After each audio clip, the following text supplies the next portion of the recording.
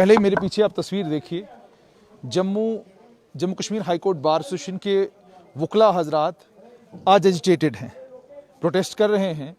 और प्रोटेस्ट का मकसद सिर्फ़ और सिर्फ ये है कि हुकूमत को ये बात बताई जाए कि हम आपके कुछ फ़ैसलों से खुश नहीं हैं, हम आपके फ़ैसलों से नाराज़ हैं।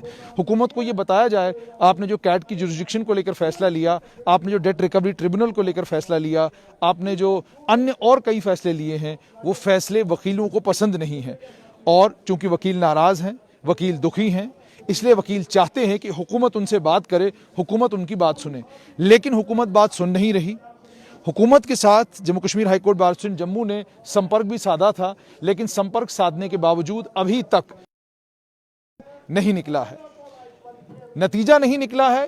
यही वजह है कि आज Jammu Kashmir high court bar association Jammu के अध्यक्ष सीनियर एडवोकेट MK भारद्वाज और उनकी पूरी टीम प्रोटेस्ट कर रही है। आज सिर्फ प्रोटेस्ट है, लेकिन ये प्रोटेस्ट अपने आप में बड़ा गंभीर इसलिए है क्योंकि ये वकीलों का प्रोटेस्ट है और ये प्रोटेस्ट आने वाले दिनों में कोई भी रूप ले सकता है अगर सरकार इनकी बात नहीं मानती, ऐसा वकला हजरात का कहना है।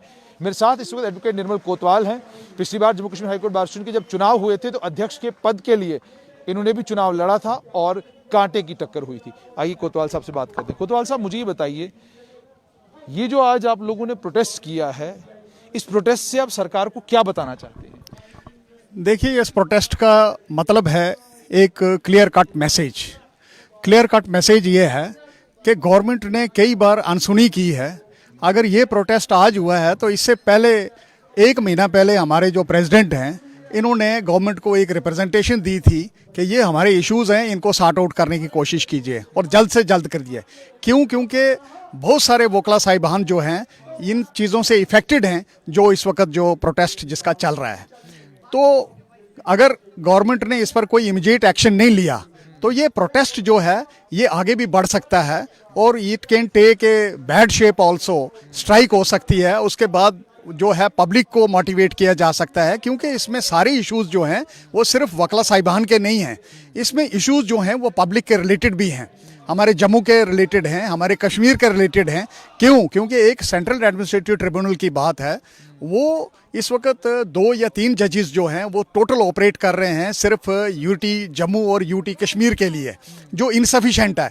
क्योंकि इस वक्त हाई कोर्ट ने 3000 कुछ केसेस जो हैं वो ट्रांसफ़र किए हुए हैं कैट को, लेकिन वहाँ पे जजेस जो हैं इस वक्त 2 या 3 हैं, वो अपनी पूरी कोशिश करते हैं कि उस पर कोई जो है इंसाफ किया जाए, लेकिन फिर आखिर ह्यूमन बींग्स हैं, कितना काम कर सकते हैं। गवर्नमेंट से ये मुतालबा रहेगा कि कम से कम वो जजेस अपॉइंट करें, कश्मीर के लिए अलग करें, जम्मू के लिए अलग करें, ताकि ये काम जो है स्मूथली यहाँ पर चलता रहे। दूसरा रजिस्ट्रेशन का काम है जिसके लिए प्रोटेस्ट आज किया जा रहा है। तो रजिस्ट्रेशन में क्या है कि यहाँ रिश्वतखोरी बहुत चल रही है।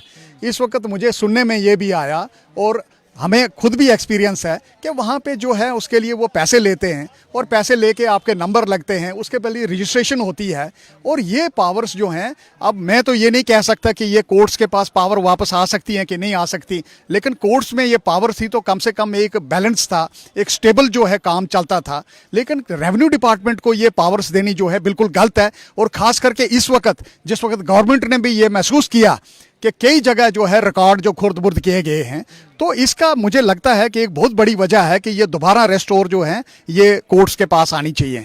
और अगर कोर्ट्स के पास देंगे तो एक बैलेंस मेंटेन करेंगे और उसके वकला साहिबान, खास करके मेरे जो यंग साथी हैं, मेरे यंग भाई हैं जो इस वकालत में हैं, तो वो ज़्यादा इफेक्टिवली इस काम को कर सकते हैं, उनका डे टू डे जो एक्सपेंसेस हैं उसमें निकल सकते हैं। तीसरा इशू है जो कंज्यूमर फोरम्स का है। कंज्यूमर फोरम्स जो है इन्होंने बंद कर दिए। एब्रोकेशन के बाद इन्होंने बोला नहीं जी अब वो नहीं चलेगा क्योंकि वो एबॉलिश हो गया है। तो गवर्नमेंट ने इसके ऊपर कोई एक्शन नहीं लिया। हमारी इस वक्त कम से कम भी 3 या 4 हज़ार फाइल जो है फूड एंड सप्लाई के दफ्तर में इन्होंने बंद रखी हुई है। वो किस रीज़न के लिए रखी है? क्यों नहीं आपने इसको आगे शुरू किया? और जो कोर्ट में केस करता है तो वो कोर्ट में केस क्या बंद करने के लिए रखता है? उन लोगों के साथ इंसाफ कब करें आप? और अगर उसको नहीं शुरू किया तो ये प्रोटेस्ट जो है ये वो भी टर्न ले सकता है। और बाहर की ये हिस्ट्री रही है कि इन्होंने पीछे जितनी एजिटेशंस की हैं और उनका बहुत उग्र रूप हुआ है उन एजिटेशंस का, और वकील जो हैं उसी तरफ जा रहे हैं। हम सब तावन जो है भारद्वाज साहब के साथ करते हैं, जैसे वो आदेश देंगे हम आगे चलेंगे। लेकिन मैं मेंबर्स को भी ये कहूँगा कि इनके हाथ मजबूत करें, और अगर एजिटेशन की ज़रूरत पड़ती है तो हम एजिटेशन भी करेंगे और प्रोटेस्ट को, पब्लिक को मोटिवेट करेंगे और कोशिश करेंगे कि कम से कम जम्मू प्रोविंस और इवन ये इश्यूज़ जो हैं ये कश्मीर रिलेटेड भी हैं, तो कश्मीर में भी प्रोटेस्ट जो है वो करेंगे। तो मुझे लगता है कि ये बहुत बड़े इश्यूज़ हैं जिन पर गवर्नमेंट को इमीडिएट एक्शन लेना चाहिए। और सरकार आपकी क्यों नहीं सुन रही? Jammu Kashmir high court bar association Jammu का एक इतिहास रहा है। सरकार जानती है कि Jammu Kashmir high court bar association कितनी ताकतवर और कितनी मजबूत बार है, तो उसके बावजूद सरकार आपकी नहीं सुन। देखें, जो पीछे टीम्स थी, विद ड्यू रिस्पेक्ट, जो पीछे टीम थी, जो बार एसोसिएशन की टीम थी, उन्होंने इस पर कोई जो है एक्शन लिया नहीं। और उन्होंने rather, I should tell this and I should not hesitate in telling it, rather they conveyed their consent to shift the powers. तो मुझे बड़ा अफसोस लगता है इस बात के ऊपर कि जो वकीलों के इंटरेस्ट के अगेंस्ट बात हुई है, तो ये कम से कम जो है इसको नज़रअंदाज नहीं किया जाना चाहिए। और इस वक्त भारद्वाज साहब के पास बहुत बड़ा चैलेंज है कि इसको ये अनडन करें। तो मुझे लगता है कि इससे बड़ी बात जो है वकीलों के लिए और कुछ नहीं हो सकती, और भारद्वाज साहब ने आगे चलना चाहिए। ये इश्यूज़ जो हैं ये रिलेटेड हैं वकीलों के, पब्लिक के, जो इस वक्त जो है ज़ाहिर गौर हैं। जी, मुझे अब एक चीज़ और बताइएगा कि रेवेन्यू को लेकर कल कोई बात चली थी जिसमें यह कहा गया था कि जो सब रजिस्ट्रार हैं या रजिस्ट्रार का दफ्तर है उसका सारे की सारी जिम्मेदारी अब जो है इंस्पेक्टर जनरल रजिस्ट्रेशन की है। कोई दूसरा अधिकारी जाकर ना तो रिकॉर्ड चेक कर सकता है ना रिकॉर्ड मंगवा सकता है। क्या वाकई रेवेन्यू में कोई ऐसा मसला है? देखिए, ये अभी मुझे इस बारे में कोई इल्म नहीं है, लेकिन अगर ऐसा कोई सर्कुलर या ऐसा कोई गवर्नमेंट ऑर्डर निकाला इन्होंने तो मुझे लगता है ये बहुत शर्मनाक है। क्यों? क्योंकि ये पब्लिक डॉक्यूमेंट्स हैं। Everybody has a right to go through those documents, and even those documents can be supplied in RTI.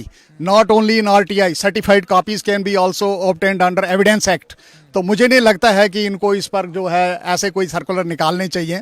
तो इसका सीधा मतलब हो जाएगा कि they want to usurp the powers which are to the common people. कोतवाल साहब, आखिर में आपसे ये जानना चाहूंगा कि जहां इतना संगीन इल्जाम लगा है कि रिकॉर्ड जो है वो गुम किया गया है और रेवेन्यू डिपार्टमेंट से रिकॉर्ड गुम हुआ है, पटवारियों के ऊपर एफआईआर लगने की बात की जा रही है, तहसीलदार के ऊपर एफआईआर लगने की बात की जा रही है, तो इन सारी चीज़ों को ध्यान में रखते हुए आपसे ये बात समझना चाहूँगा कि जो ताकत रजिस्ट्रेशन की दे दी गई थी रेवेन्यू डिपार्टमेंट को, क्या अब आपको नहीं लगता कि जब तक ये मामले सुलझते नहीं, जब तक ये प्रोब मुकम्मल नहीं होता, तब तक पावरें जो है वो जुडिशरी को वापस दी जाएंगी? जी हाँ, इस वक्त बहुत ज़रूरी है, क्योंकि इस वक्त जो हालात बने हुए हैं और जो इन्होंने इस वक्त एफआईआर रजिस्ट्रेशन के लिए डिब काम साहब ने ऑर्डर किया हुआ है, रादर अब गवर्नमेंट ने भी कर दिया, तो in all DCs have been conveyed that they should register FIR where the records are missing. तो मुझे लगता है कि ये हालात इस वक्त माकूल हैं कि ये पावर्स जो हैं वापस दोबारा जुडिशरी में दें, और अगर जुडिशरी में नहीं दे सकते हैं तो पावर्स डेलीगेट कर दें जुडिशरी में with the consent of the Lord chief justice. तो कम से कम उस वक्त तक जब तक ये इन्वेस्टिगेशन पूरा नहीं होता, ये जो रिकॉर्ड गुम हो गए हैं, सब कुछ हुए हैं, आज रजिस्ट्रेशन भी वही लोग कर रहे हैं जिन्होंने रिकॉर्ड गुम किए हैं।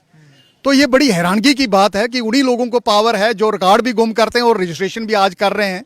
तो मुझे लगता है कि एक बैलेंस मेंटेन करने के लिए ये पावर्स जो है वापस कोर्ट में आनी चाहिए, either by way of delegation of powers और otherwise the government can take a decision on that. बहुत बहुत शुक्रिया। तो ये थे एडवोकेट निर्मल कोतवाल। आपने इनसे सुन लिया कि लॉयर्स एजिटेटेड हैं। Jammu Kashmir high court bar association protest कर रही है। प्रोटेस्ट बहुत सारी चीज़ों को लेकर है, लेकिन ट्रिगर बना है date recovery tribunal. Date recovery tribunal के आने के बाद जिन लोगों के बैंक के केसेस थे, उन लोगों को दिक्कत और परेशानी का सामना करना पड़ रहा है। कैट को लेकर भी ये कहा जा रहा है कि वहाँ केसेस नहीं लगते। केसेस अगर 120 हैं, 200 अगर दिन के लगते हैं तो उसमें से 20, 40 या 60 केसेस उठते हैं और मैक्सिमम केसेस में अगली डेट मिलती है, अगली हेयरिंग मिलती है। तो जिन मुलाजमीन को इमीडिएट रिड्रेसल चाहिए, जिन मुलाजमीन को इमीडिएट रिलीफ चाहिए, उन्हें वो इमीडिएट रिलीफ नहीं मिल पाता। ये और इनके साथ कई और बातें हैं जिनको लेकर वकील एजिटेटेड हैं। देखना यह होगा कि सरकार वकीलों के आज के प्रोटेस्ट को देखते हुए क्या करती है।